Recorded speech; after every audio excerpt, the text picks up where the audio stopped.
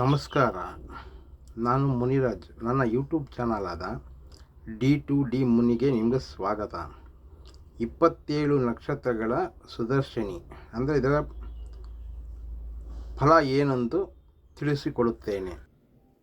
ಅಶ್ವಿನಿ ನಕ್ಷತ್ರದ ಇದರಲ್ಲಿ ಜನಿಸಿದ ಜಾತಕನು ಬುದ್ಧಿವಂತ, ಧನವಂತ, ವಿನಮ್ರ, ಮೇಧಾವಿ, ಯಶಸ್ವಿ ಹಾಗೂ ಸುಖಿಯಾಗಿರುತ್ತಾನೆ.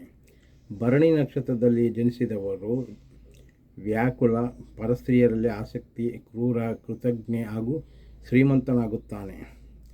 ಕೃತಿಕಾ ನಕ್ಷತ್ರದಲ್ಲಿ ಜನಿಸಿದವ ಜಾತಕರು ರಾಜನಿಗೆ ಸಮಾನ, ಮೂರ್ಖ, ತೇಜಸ್ವಿ ಹಾಗೂ ಶ್ರೀಮಂತನಾಗುತ್ತಾನೆ.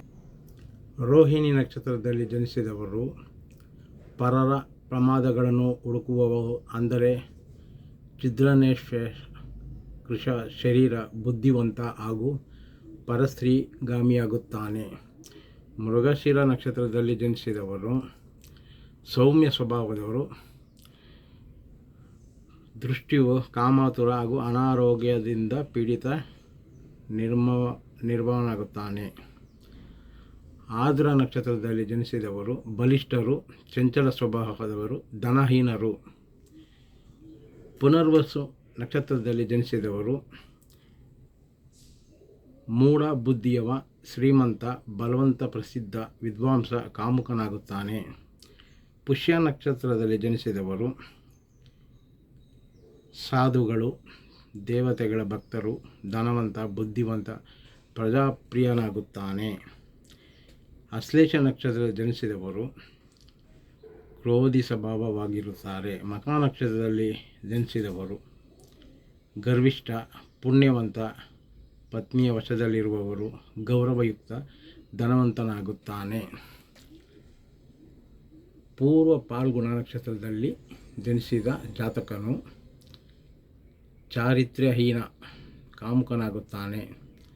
ಉತ್ತರ ಪಾಲ್ಗುಣ ನಕ್ಷತ್ರದಲ್ಲಿ ಜನಿಸಿದ ಜಾತಕನು ಸ್ವಾಭಿಮಾನಿ, ಬುದ್ಧಿವಂತನಾಗುತ್ತಾನೆ.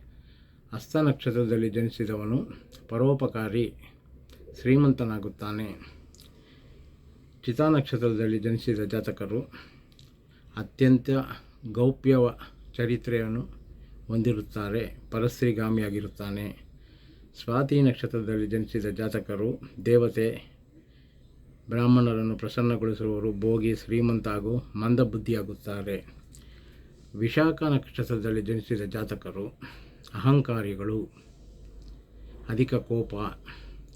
ಅನುರಾಧ ನಕ್ಷತ್ರದಲ್ಲಿ ಜನಿಸಿದವರು ತುಂಬ ಮಧುರ ಮಾತಿನಂತೆ ಮಾತಾಡಿಸುವವರು, ಶ್ರೀಮಂತರು, ಸುಖಿ, ಪ್ರಭಾವಶಾಲಿಗಳಾಗಿರುತ್ತಾರೆ. ಜ್ಯೇಷ್ಠ ನಕ್ಷತ್ರದಲ್ಲಿ ಜನಿಸಿದವರು ಅತಿ ಕ್ರೋಧವಾಗಿರುತ್ತಾರೆ, ಪರಸ್ತ್ರೀಯರಲ್ಲಿ ಆಸಕ್ತಿ, ಪ್ರಭಾವಶಾಲಿಗಳು, ಧಾರ್ಮಿಕ ಪ್ರವೃತ್ತಿಯನ್ನು ಹೊಂದಿರುತ್ತಾರೆ.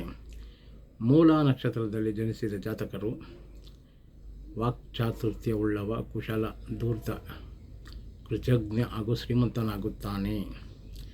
ಪೂರ್ವಾಷಾಢ ನಕ್ಷತ್ರದಲ್ಲಿ ಜನಿಸಿದ ಜಾತಕನು ವಿಚಾರಶೀಲ, ಸ್ವಾಭಿಮಾನಿ, ಸುಖಿ ಹಾಗೂ ಶಾಂತಿ ಪ್ರವೃತ್ತಿಯನಾಗುತ್ತಾನೆ.